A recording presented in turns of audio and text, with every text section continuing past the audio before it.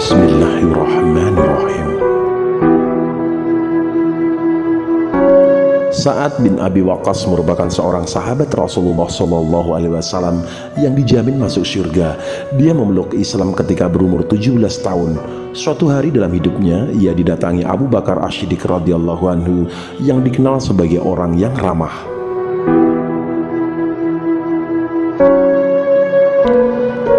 Abu Bakar lantas mengajak Sa'ad untuk menemui Nabi Muhammad SAW di sebuah perbukitan dekat Mekah. Pertemuan itu mengesankan bagi Sa'ad. Ia pun segera menerima risalah Nabi Muhammad SAW dengan tangan terbuka. Sejak saat itu, Sa'ad menjadi salah satu sahabat yang pertama masuk Islam, yakni dalam era Mekah atau sebelum hijrah.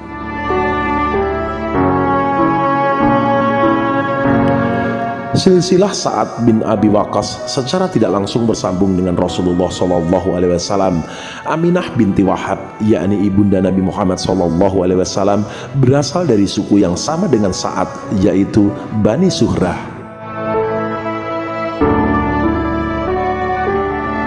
Karena itu, Sa'ad juga sering disebut sebagai Sa'ad Zuhrah atau Sa'ad dari Zuhrah. Pria ini memiliki banyak keutamaan. Suatu saat dia pernah disambut Rasulullah SAW dengan gembira. Rasulullah SAW begitu membanggakan Sa'ad. Beliau bersabda, "Ini dia pamanku." Siapa orang yang punya paman seperti pamanku ini? Kakeknya Sa'ad adalah Uhaib, putra dari Manaf, yang menjadi paman dari ibunda Rasulullah SAW. Sa'ad bin Abi Waqqas juga merupakan orang muslim yang pertama kali melepas anak panah dalam jihad Islam. Dia pula yang mula-mula terkena anak panah dalam kancah jihad. Pernah suatu kali Rasulullah SAW bersabda di tengah perang Uhud, "Panahlah wahai Sa'ad, ibu bapakku menjadi jaminan bagimu." Ali bin Abi Thalib juga mengatakan, "Tidak pernah saya dengar Rasulullah SAW mengatakan ibu bapaknya sebagai jaminan seseorang kecuali untuk Sa'ad."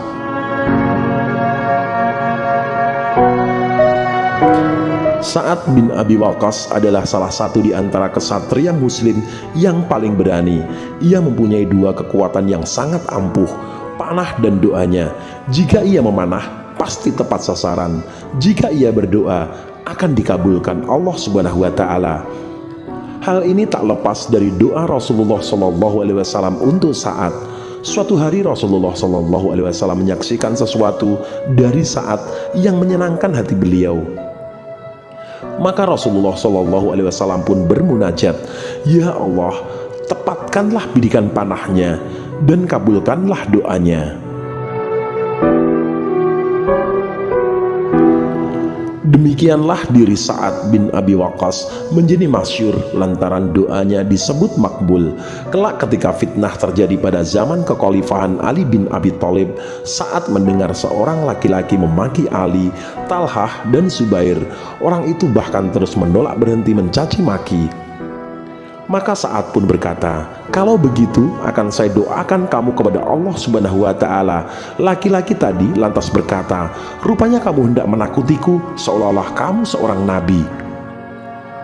Maka Sa'ad pun pergi wudu dan melakukan sholat 2 rakaat, kemudian berdoa, "Ya Allah, kiranya menurut ilmumu laki-laki ini telah memaki segolongan orang yang telah memperoleh kebaikanmu, dan tindakan mereka mengundang amarah murkamu, maka mohonlah dijadikan hal ini sebagai pertanda dan pelajaran."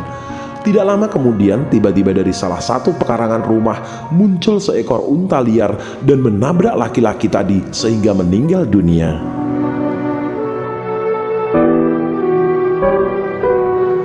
Sa'ad adalah teladan istiqomah dalam iman dan hidayah. Betapa mahalnya hidayah itu bahkan harus dipertahankan dengan susah payah. Terkisahlah ibunda Sa'ad yang melakukan mogok makan berhari-hari demi menentang keislaman anaknya. Semakin hari semakin parahlah kondisi ibu Sa'ad.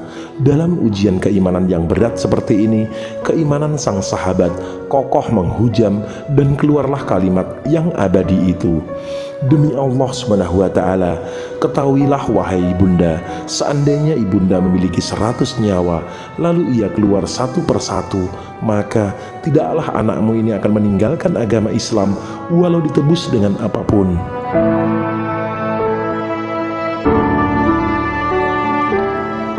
Akhirnya hati ibundanya pun luluh, dan tak lama berselang turunlah ayat Al-Quran terkait kisah Sa'ad bin Abi Waqqas ini. Surah Luqman ayat ke-15 yang artinya, dan seandainya kedua orang tua memaksamu untuk mempersekutukan Allah, padahal itu tidak sesuai dengan pendapatmu, maka janganlah kamu mengikuti keduanya.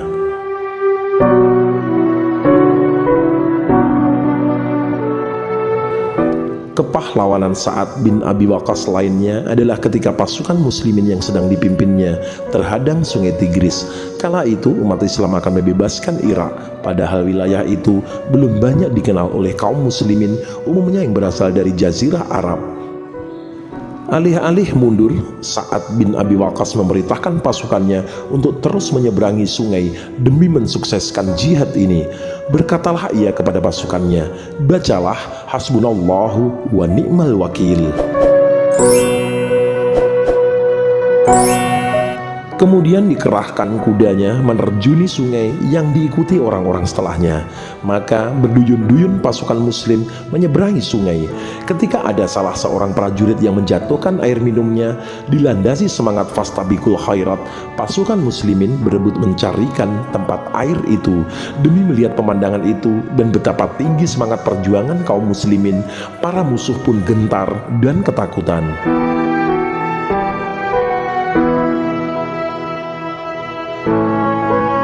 Salman Al-Farisi yang berada dalam pasukan Sa'ad bin Abi Waqqas pun takjub dan berkata, agama Islam masih baru, tetapi lautan telah dapat mereka taklukkan, sebagai halnya daratan telah mereka kuasai.